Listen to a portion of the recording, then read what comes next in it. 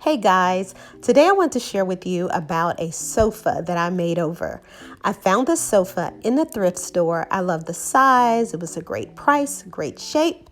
I put it in my living room and it kind of just didn't do anything for me until I painted it green. That's right, paint. Let me take you into the process.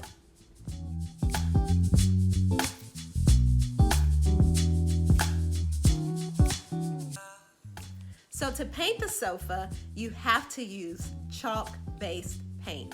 There are lots of brands of chalk-based paint out there. I happen to use this one from Lowe's.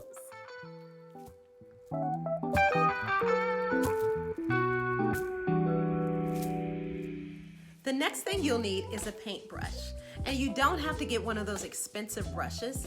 I use this brush right here. I started out with the smaller version of it, but I ended up getting this wide one because I had such huge sections to cover. I wish I would have thought of that earlier. You also need a spray bottle for water. Finally, you'll need a fine sanding block. So to dilute your paint, you'll need a 3-to-1 water to paint ratio. So for every scoop of paint that you do, you'll need 3 scoops of water to dilute it down. If you want to do it more than that, you can. Just be aware that the more diluted your paint is, the more layers that you'll have to do in order to get the true color that you want on your sofa. It took me 3 cans of these, and these cans cost about $30 each. So the next thing that you want to do is you want to take a small section of your sofa and spray it down with water. So you want your fabric to be really wet so it'll receive the paint. Essentially what you're doing is slowly dyeing the fabric of your sofa. So once you do that, again, you want to do that in a small section, then you'll take your paintbrush and dip it into your diluted paint, and you'll just paint that section. And you will keep repeating that until you've covered the entire sofa.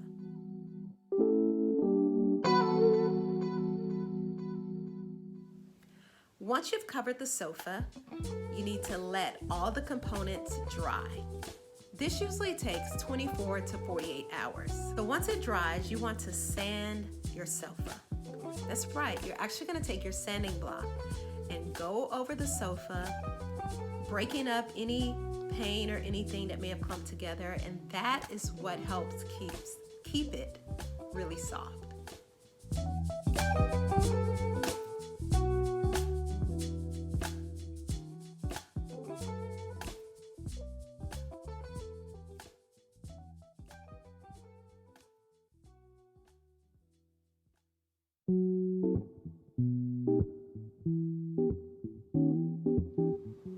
So you just repeat that process until your sofa becomes the color that you like it to be.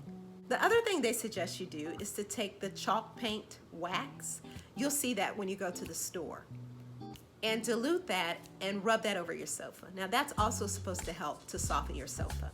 I did not do that step yet. And maybe I will, maybe I won't.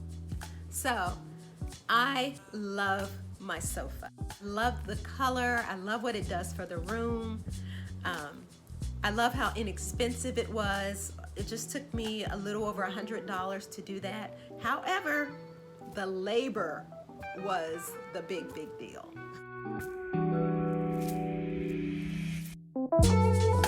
So you gotta have time and you gotta have patience. I will tell you, I don't consider myself to be the most patient person in the world, but I'm definitely results driven. So it was the desire for my results that really helped me to finish the process. So the paint does not come off on your clothes or your hands or anything like that. It is absolutely absorbed into the fabric, so no problems with that. I will say that my sofa is not nearly as soft as it was before I painted it. Now, it's not super crunchy or anything, but it definitely is not as luxurious as velvet is. So perhaps because I didn't wax mine, or maybe I didn't sand it enough, I'm not sure. Well guys, that's it. I hope you really love my little sofa tutorial. And if you decide to be a little adventurous in your home and paint your sofa or any of your furniture, let me know. I'd love to know your results and your outcome. And I hope it turns out really great for you. As always, make your home fabulous.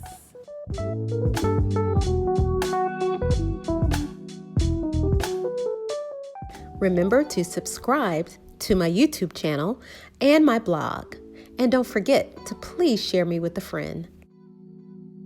Thanks so much, guys. Bye.